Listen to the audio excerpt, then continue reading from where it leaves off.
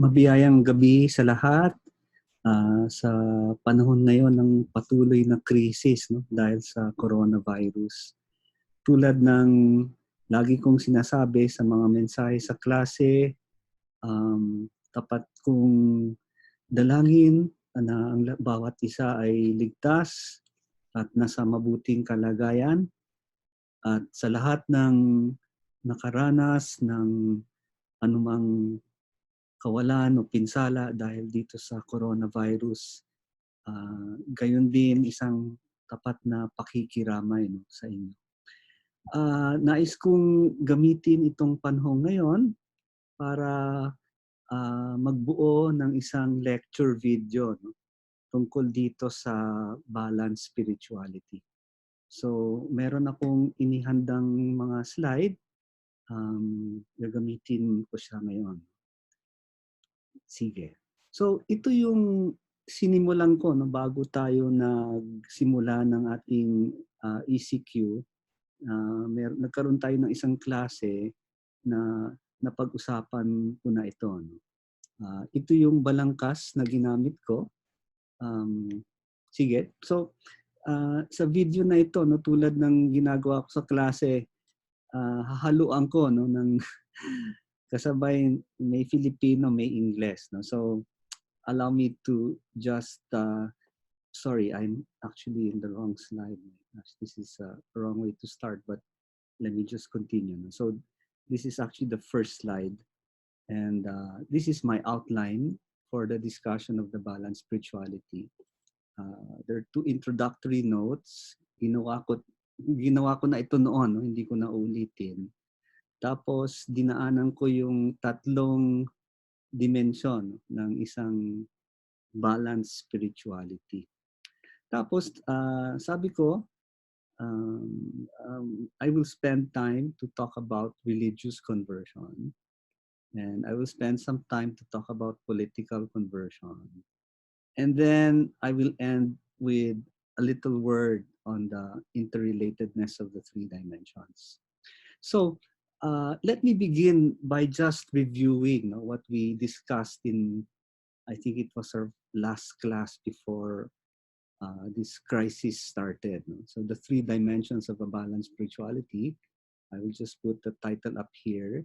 So if you recall, no, this discussion is really based on those three articles that we had as part of our reading list. No? So the article by McVeary, Sin and Conversion, and there's that article by Dorr, Balanced Spirituality, and then the article by Tina Astorga, the Gift of the Ateneo Education. And it talks about three levels of conversion. And this actually, religious conversion, moral conversion, political conversion, this is the language of Donald Dorr, all right? But if you recall, in our last class, I went through these three conversions, and I tried to bring the three articles together, plus some of the notes I gave you in handout 6. No? So sabi ko nga, yung unang antas ng pagbabalik loob o pagbabago, ito yung religious conversion,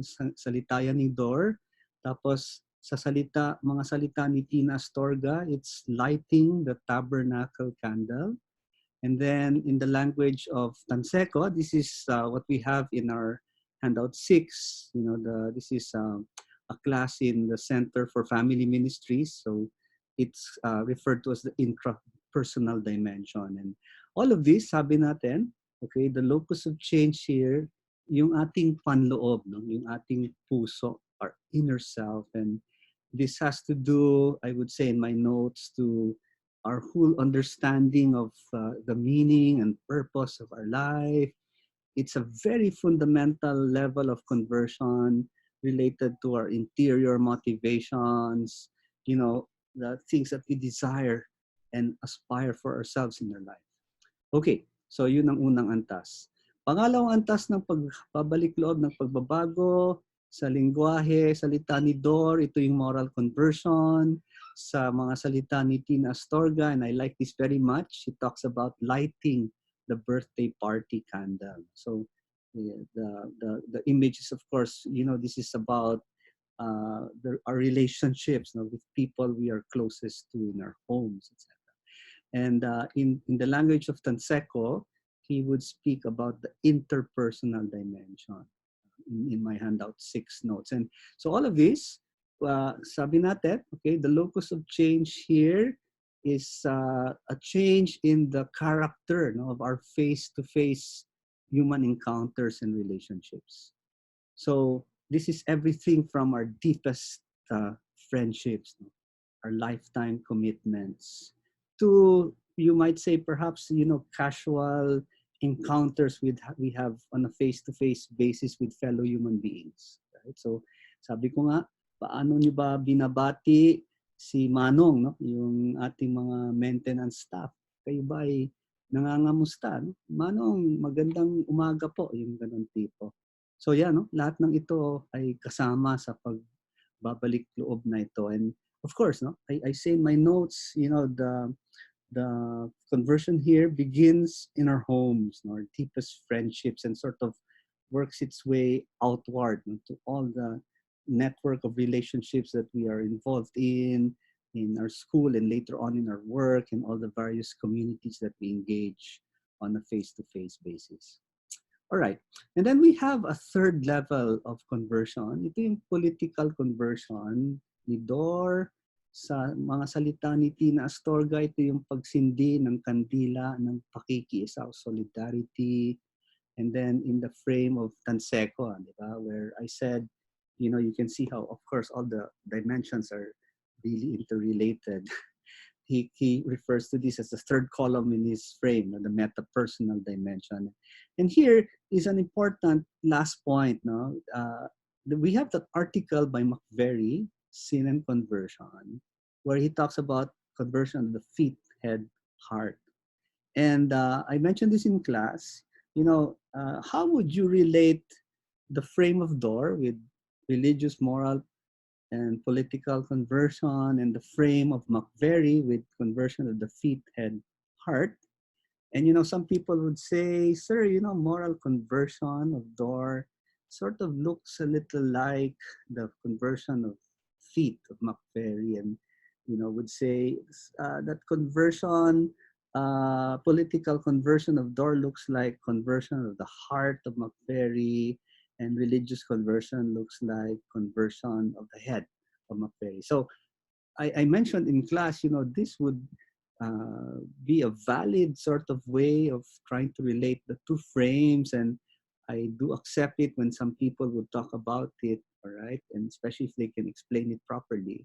But, you know, I would argue that the whole frame of McVeary, you know, conversion of the feet, head, and heart, that whole frame belongs to the political conversion of Dor. So in fact, I say here, the political conversion of the Dor, this is the same thing as the conversion to justice of McVeary, because all of these frames, no, there's an interpersonal aspect to it, and there's of course a intrapersonal aspect, but the main focus of change is really a change in how we relate to the wider sort of structures of society. So this is me and the wider community.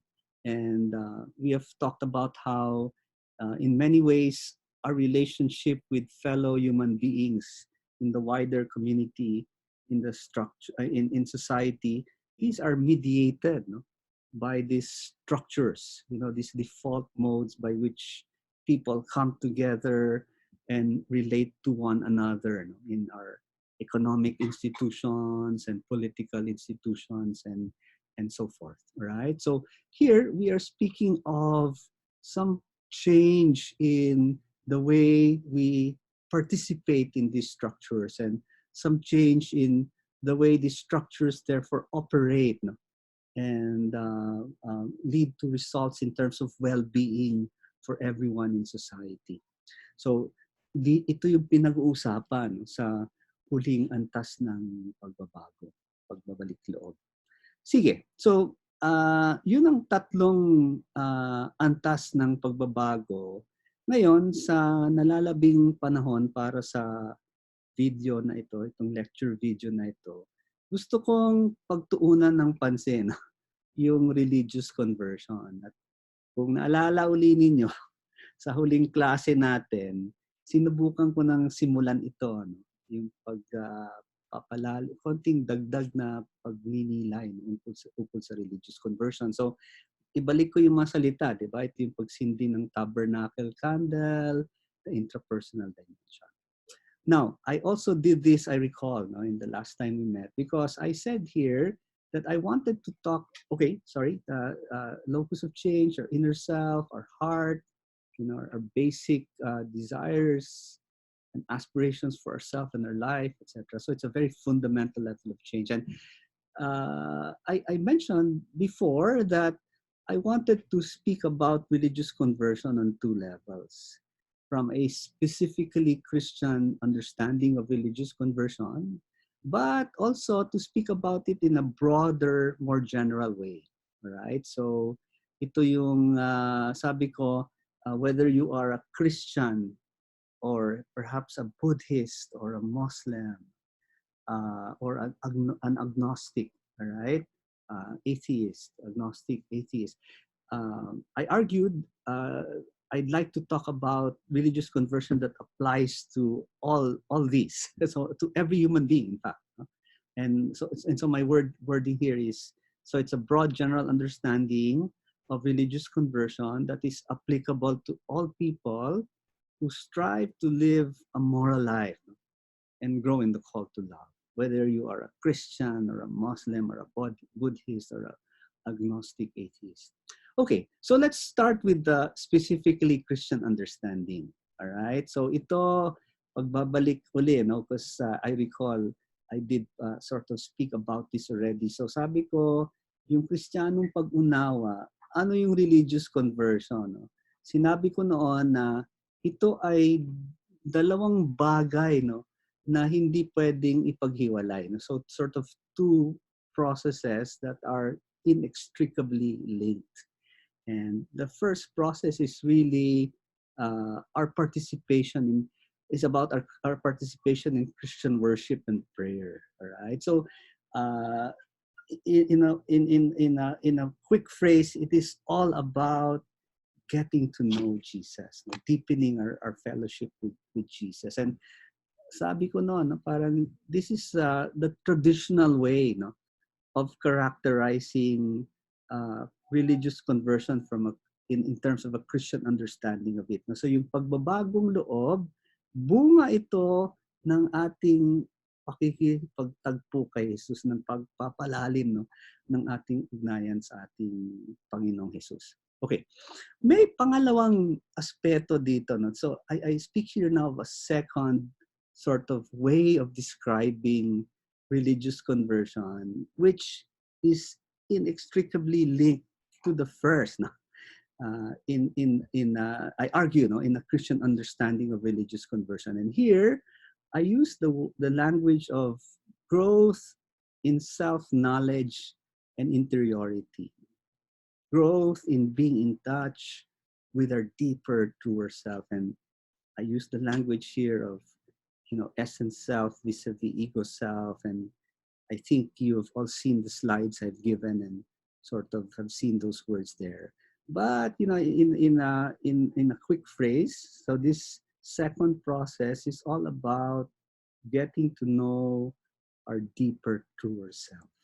All right, and ito I would sort of understand. This is perhaps a less, at least in the way I will develop it now, no, a less traditional way of understanding religious conversion. Kasi what I'd like to do, and once again, I did start this already in our last class, I'd like to focus a little bit more in this second, no, way of understanding religious conversion from a Christian standpoint. And here, I will bring in the words, the language of what is known as the psychospiritual integration framework, right? Which combines really the whole Ignatian tradition based on the spiritual exercises of Saint Ignatius with modern psychology, right? So it brings together, that very rich tradition from Ignatius and brings in the whole sort of deepened understanding of who we are as human beings based on modern psychology. So pinagsama yung dalawang yun. At in the way I tried to bring this in. So this is actually sort of a contemporary way of talking about Ignatian spirituality. Talking about, for example, the discernment of spirits of Saint Ignatius. All right. And if you recall, I sort of gave you a set of slides to sort of begin talking about this. I entitled Reflections from Ignacio de Loyola. And doon sa slides na yun, kung maalala nyo, I began with this Ikigai framework, all right, which I think is quite relevant to us kasi karamihan sa atin, ng mga fourth year, nag-iisip na ng magiging trabaho. And this Ikigai framework is about, it's a practical frame that sort of says, if when we are trying to decide what we want to do with our life, there are sort of, diba, sabi ng frame, there are 4 questions we ask, all right? The first question is, what are the needs of the community that I can address, all right? So very clearly, of course, now this frame will say, you might say, no man is an island. Parang we find our fulfillment and happiness by being part of a community and addressing some needs of the community, all right? And then the second frame will ask sa Tagalog ito, ano ang kaya kong gawin? So what am I good at? What are my talents as a person? And then the third question is, and here it's being a practical frame becomes very evident. The question is, ano ang mga gawain na maaari kong pagkakitaan? What can I do that I can get paid for? All right. Yeah.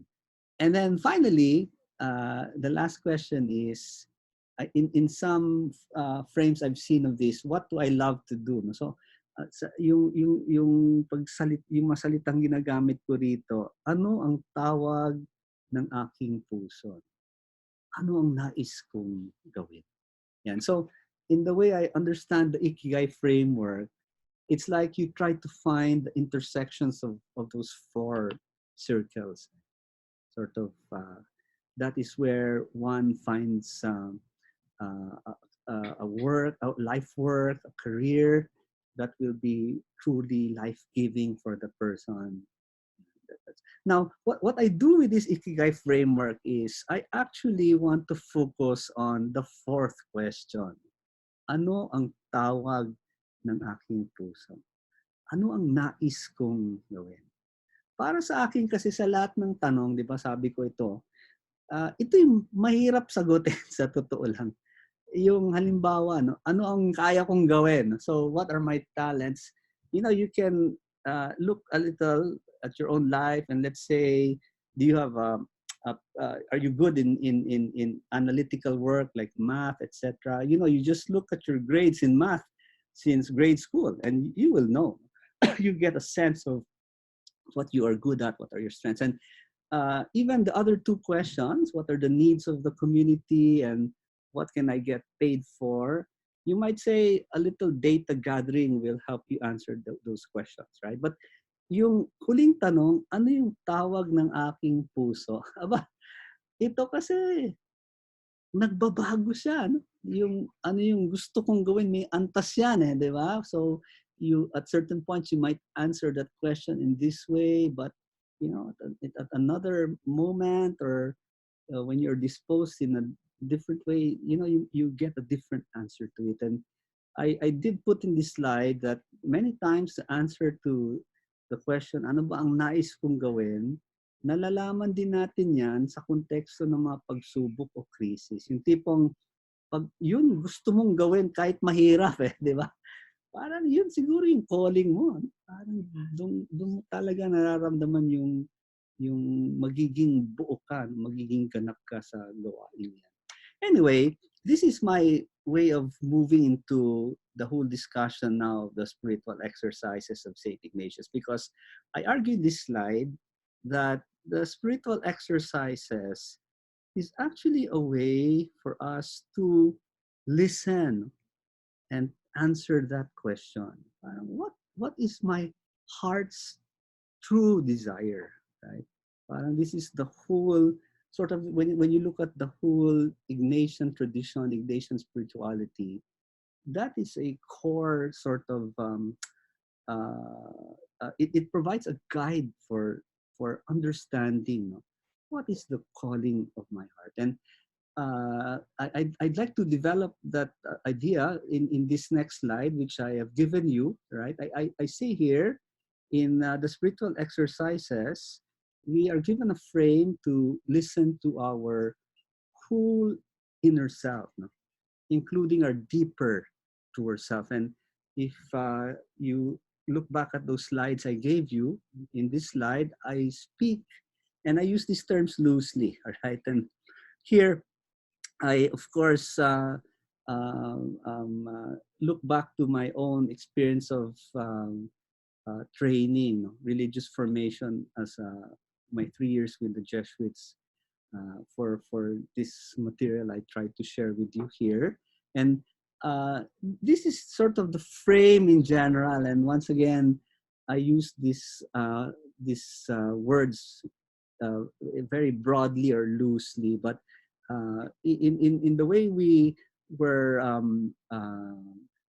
invited to grow, no, in listening to our deeper to ourselves, we spoke then of an outer layer, no, of thoughts, feelings, and desires, loosely equated to the notion of an ego self. And dito kasi, in general, no, this level of feelings, thoughts, and desires are associated with our natural physical and psycho-emotional needs, no, and desires. And it was also said that on its own, however, no, this is the level of self that is really driven by fear and anxiety.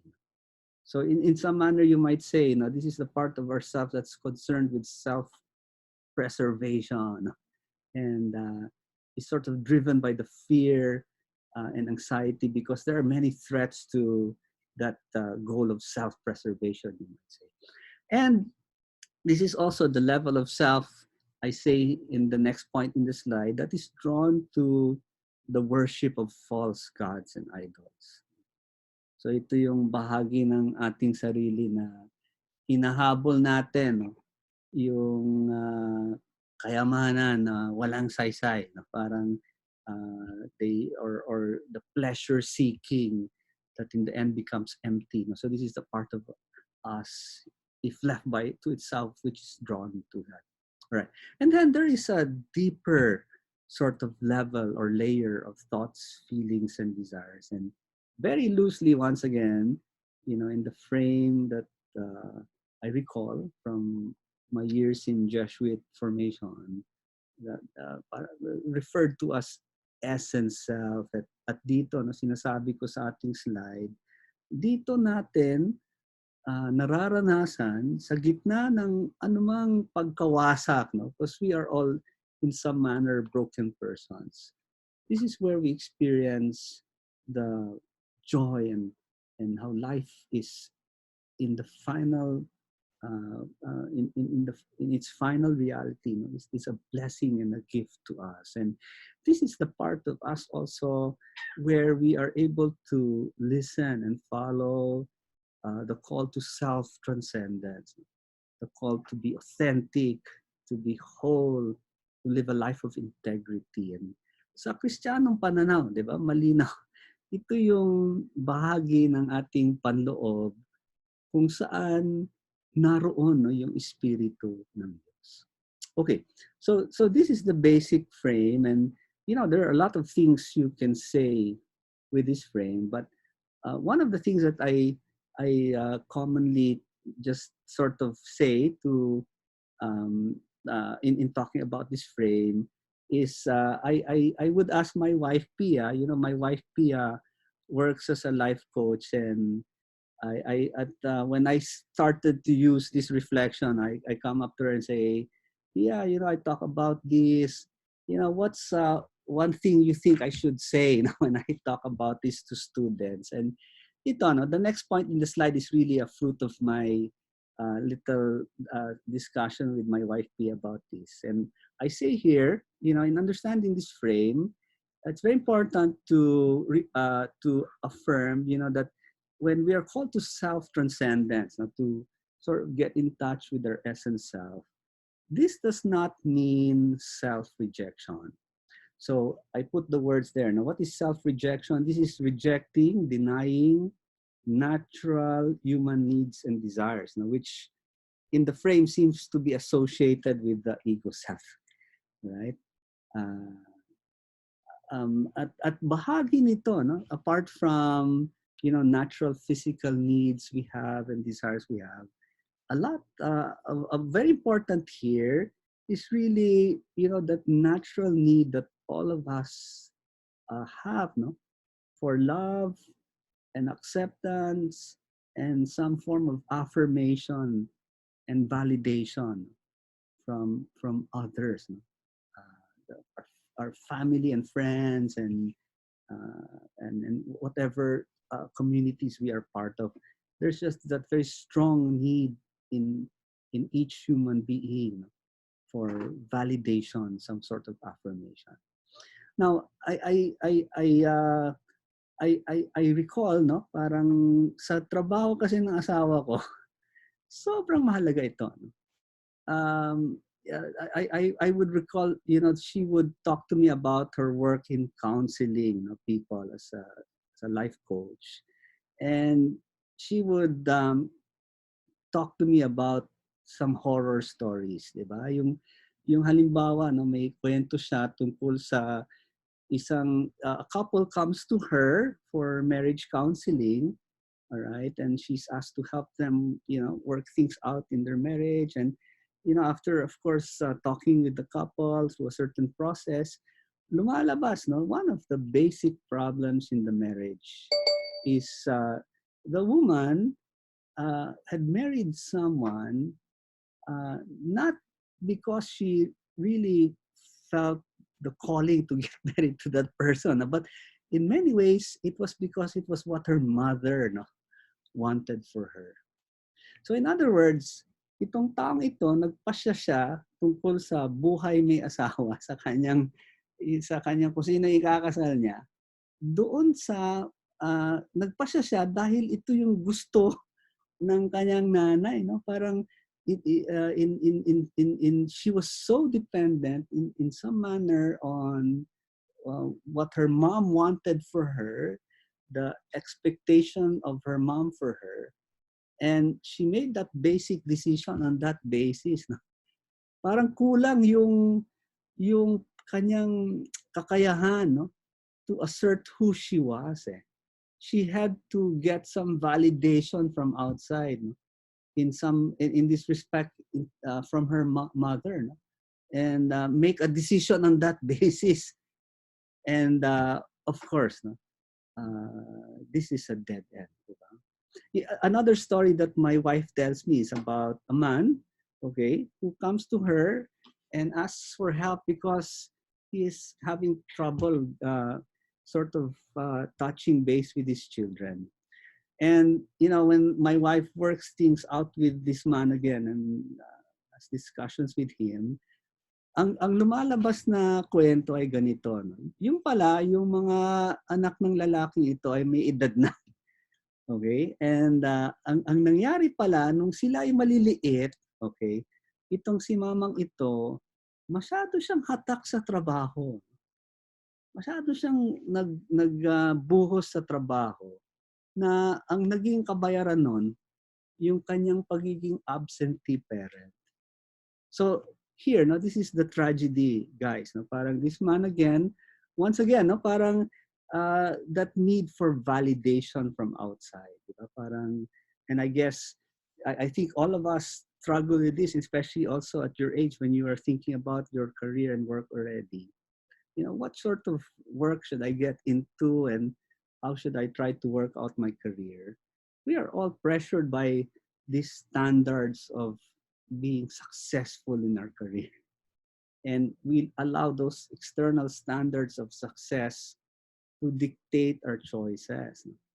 And in the case of this man that my wife was telling me about, it so happens that, you know, he was driven, no, to succeed in his career at a very painful cost. Because the cost was, while his children were growing up, he was not really present as a parent. And yeah, later in life, he's trying to catch up, but you know, in many ways, it's very difficult after all those lost years. Sige. So, ang punto dito, guys, you know, when I asked my wife what is something I can share about this frame, I express it in the next slide. No? Parang, so it's really about an awareness of how, you know, there are real natural human needs and desires we have. And that includes, for example, the need for validation. No? And this can drive many of the decisions we make unless we are aware of it. No? And in some manner, of course, the way to grow out of this dependence, no, on validation from outside is really to grow, I put it here, no, in affirming ourselves from within, all right? So it is really about being aware of this need for validation, for affirmation, but because affirmation and validation from outside, of course, you know, is very tenuous, you know, parang it is, this is the way of the world.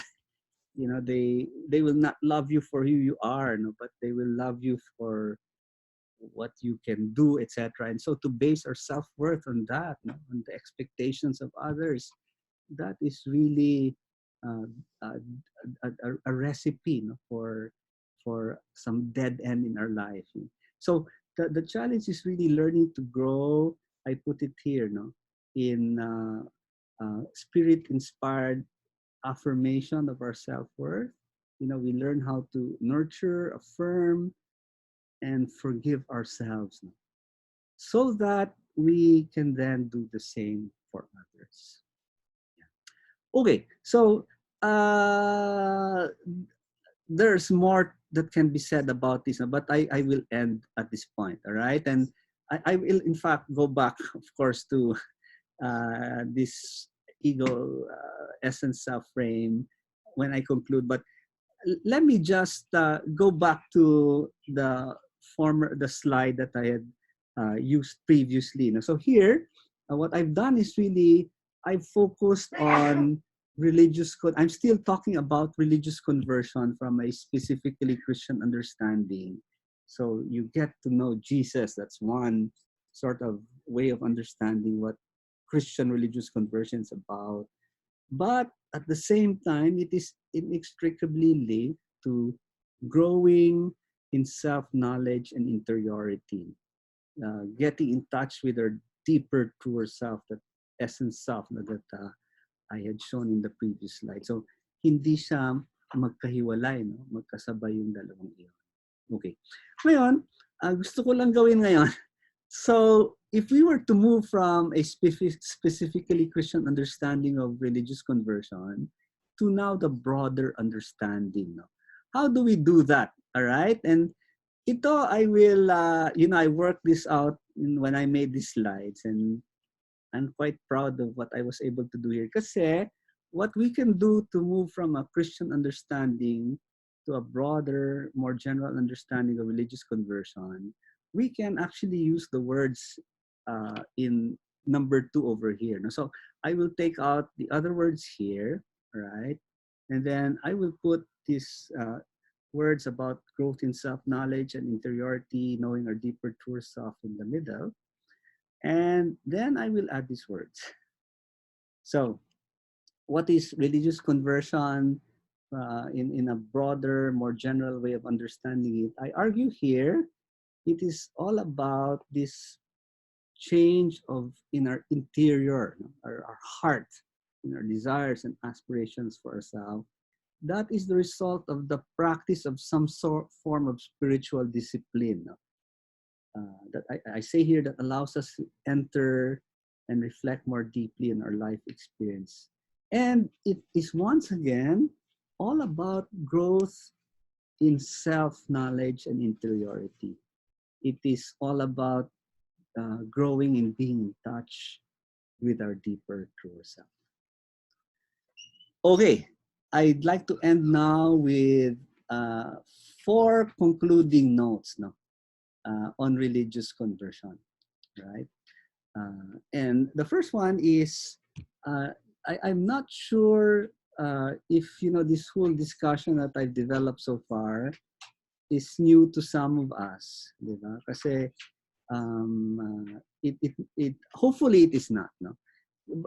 I've actually talked about religious conversion. The words I put here is it's not imposed from without, but it is discovered from within.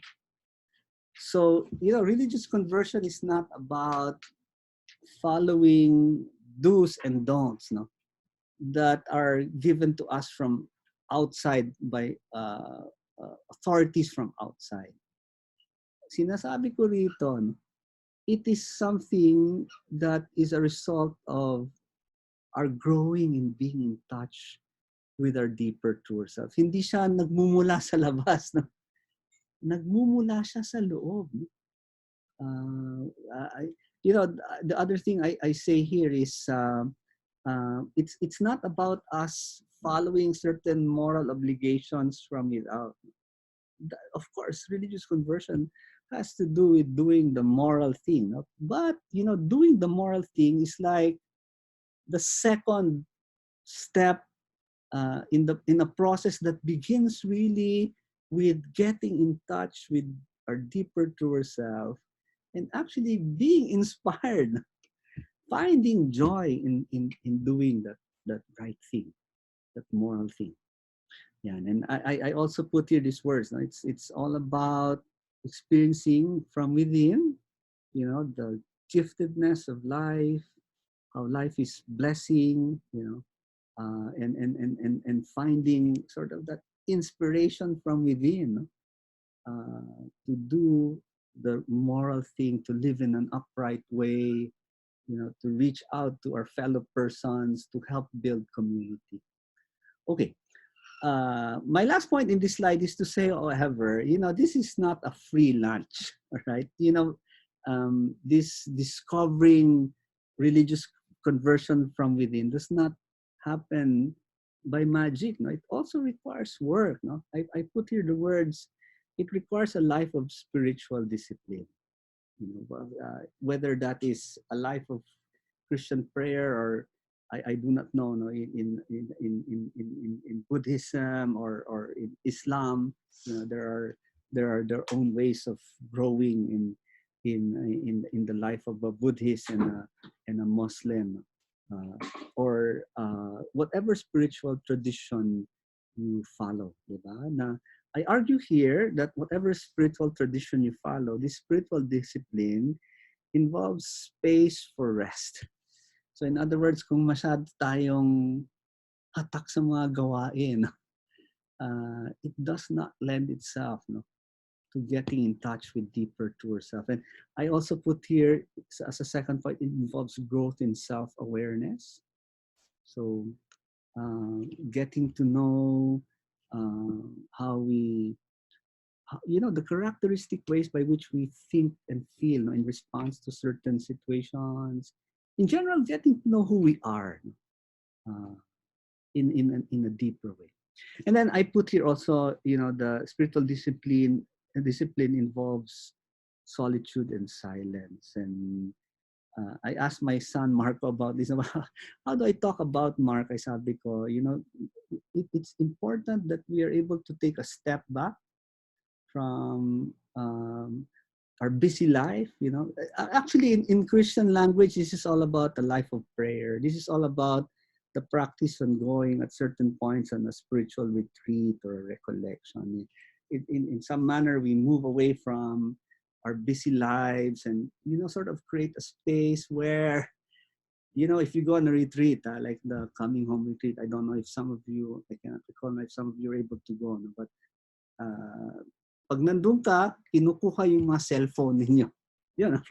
So you're sort of really sort of these things that can distract you, from entering more deeply and listening to your core, listening to the movements from within. Yeah. So we need that, no? To grow in being in touch with our deeper true self. My second point, okay, let me move now to sort of my second concluding note. No? And this is what I developed earlier when I talked about my conversation with my wife, Pia. Religious conversion does not involve self-rejection. So parang it does not involve negating this natural physical and psycho-emotional needs and desires that we have as human beings, right? And I emphasize the fact that, this need for validation, affirmation is very fundamental to who we are as human beings. But the challenge here, I said, was really not to base our self-worth on validation and affirmation from without, but really to find that sense of self-worth from within, in fact, from the Spirit of the Lord, no? Who affirms us, no? And promises us of His unconditional love. No? We don't need to earn it in any way, right? And promises us that this of course is Christian language, all right? But in general, I talk about learning how to authentically affirm, forgive, and nurture ourselves so that we may then do the same for others. And in that slide, I also argue, therefore, that psychological well-being and spiritual growth deepen together. Hindi siya magkasalungat. All right? So I say, just to finish the slide, spiritual growth does not mean rejecting, denying natural human needs and desires that are associated with the ego self, right? But rather, expressing and fulfilling them while being in touch with our deeper truer self, that essence self, and therefore being in touch with that call to live a moral life and to grow in the call to love. Okay, malapit na tayong matapos.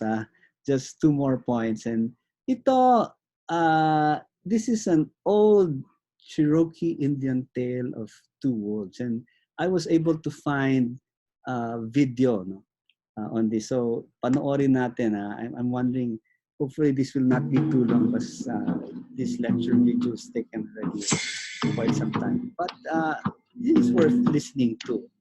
I'm sure all of us have heard this before. And actually, the words are there.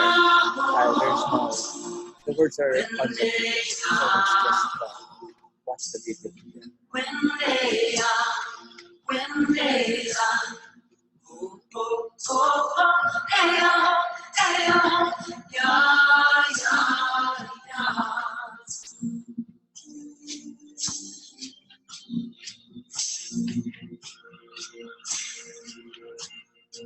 When they are home, when they are home, when they are, when they are, when they are, hey oh, yeah, yeah,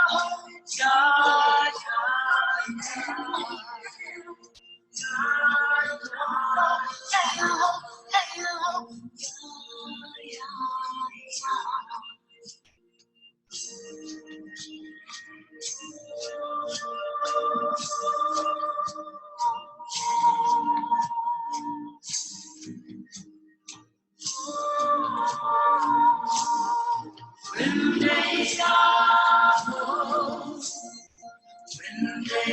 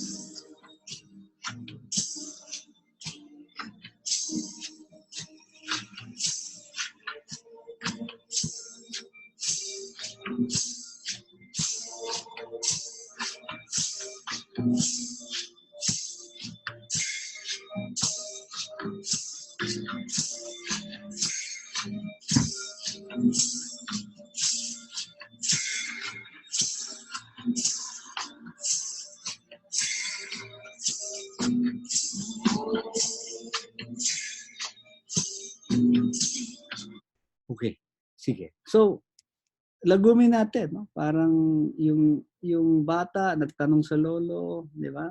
May dalawang lobo sa loob ng bawat tao. Sino yung nagwawagi, no? Kasi may masamang lobo, may mabuting lobo.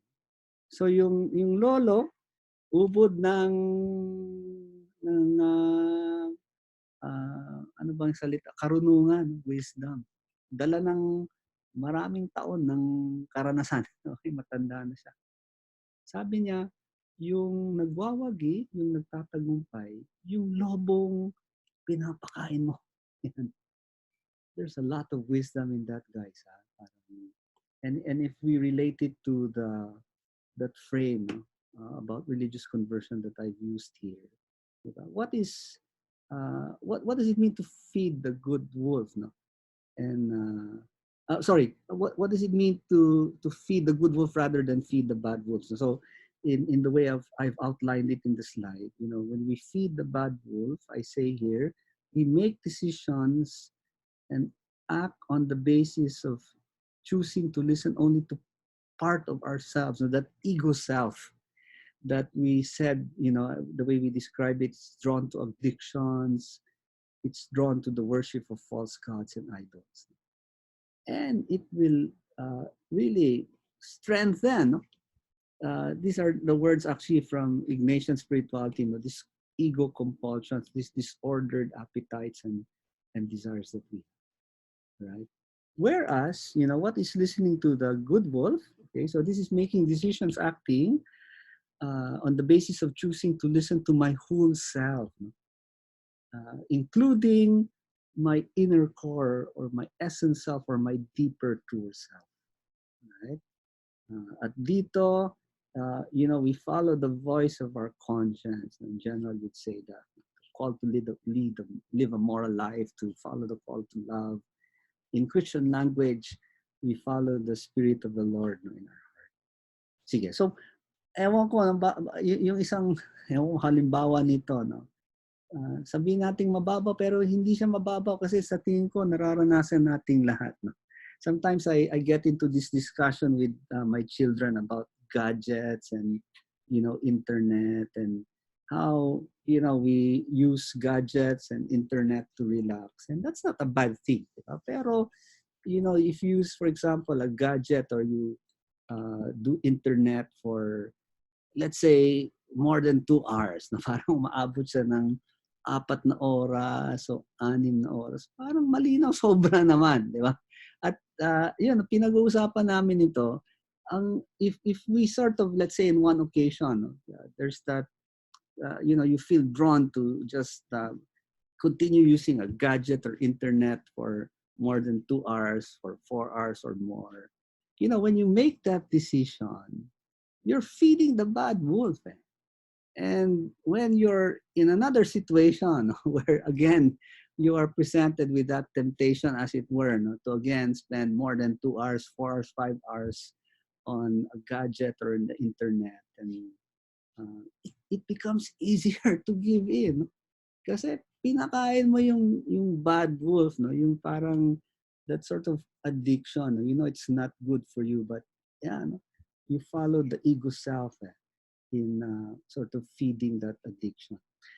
Conversely, if you're able to say no, all right? So you're in a situation where you do the gadget and you reach your 2 hours and you say, tama na, yeah, I should be doing something else.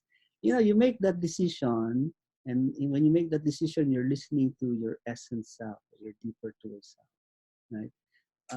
You feed the good wolf. And when the time comes, you again, want to rest, and you've done 2 hours, but yeah, no, you make a decision, you hear the sort of a voice that says, tama na, di ba, 2 oras na. Aba, mas madaling gawin, no, yung tamang desisyon. Kasi lumakas yung good wolf. So in other words, we are creatures of habit, no? When we grow in virtue or vice, right? Sige, huling punto na, just to end this video now. All right, I say here, when we religious conversion, ultimately, there's a part where sariling sikap ito. We need spiritual discipline. Pero ito, Kristiyanong pag-unawa, di ba? Yung Kristiyanong pag-unawa kasi, this brokenness that we have within us, no? This sort of our being stuck with sort of the brokenness in our ego self, and our pursuit of narrow self-gratifications. Aba, kanya, no? Parang it is not something we can break away. No? This is the Christian understanding. Through our own effort, no? We cannot achieve this through our own effort, right? I say here, in the final analysis, no, may sarili king sikap ito. Pero sa huling sabi, may pagsuko dito, may pagtiwala, no, sa kapangyarihan ng Diyos sa ating buhay. There's a quotation, but I'd love to speak about this, but this video is long already. But it's really about Saint Paul, no, talking about the thorn of the flesh. And in the end, Saint Paul will ask the Lord to take away, this brokenness within him, his incapacity to deepen his religious conversion because of that brokenness within this thorn of the flesh. But in the end, the Lord tells him, no, I will not take that away. St. Paul asks the Lord to take it away. No? And in the end, St. Paul will realize that when I am weak, then I am strong. His inability to grow from his brokenness makes him turn to the Lord, right, in self-surrender, and that is where he finds strength in his weakness, and conversion ultimately. All right. Okay, so I am done. I will follow this up with maybe one or at most 2 more videos to finish this discussion of balanced spirituality.